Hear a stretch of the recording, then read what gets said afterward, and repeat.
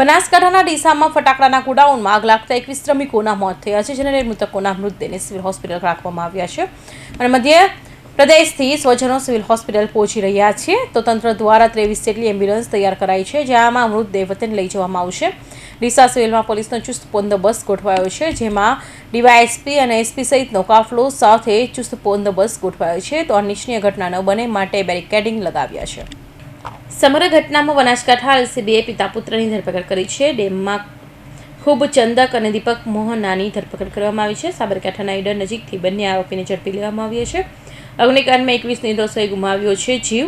ત્યાં 14 પુરુષ, 4 મહિલા, 3 બાળકોના મોત થયા હતા અને જે ફેક્ટરીના માલિક ખૂબ ચંદ મોહનાની છે તે બનાસકાંઠા જિલ્લાના ડેસાના ઢુવા રોડ પર આવેલી ગેરકાયદેસર ચાલતા ફટાકડા ગોડાઉનમાં બ્લાસ્ટની ઘટના બાદ 21 લોકોના મોત થયા છે. 21 શ્રમિકોના મોતને લઈ હાહાકાર મચી ગયો છે. ભીષણ બ્લાસ્ટ અને આગના કારણે અનેક શ્રમિકોએ જીવ ગુમાવ્યા છે.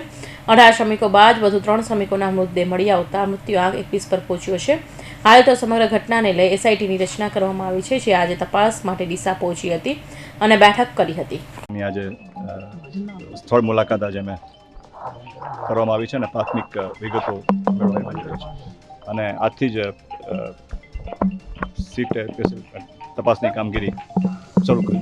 પ્રાપ્ત માહિતી મુજબ એક લાયસન્સ પર 1100 કિલો ફટાકડા સ્ટોર કરવાની મંજૂર હોય છે, જેની સામે ગેરકાયદેસર ફેક્ટરીના માલિકો ખૂબચંદે વધુ ફટાકડા રાખી વધુ પૈસા કમાઈ શકે તે માટે પોતાના નામે અને પુત્રના નામે 2 એમ જ ફેક્ટરીમાં પણ 3 જુદા જુદા લાયસન્સ લઈ લીધા હતા, જેમાં એકબીજા વચ્ચે 600 ફૂટનું અંતર હોવું જોઈએ.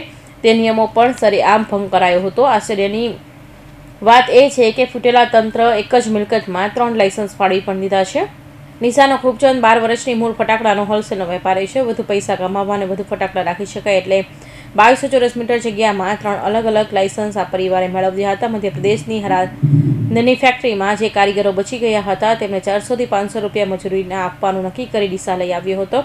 વધુ અવાજ થાય એ માટે 5 પ્લાયોને બોમ્બ બનાવતો હતો.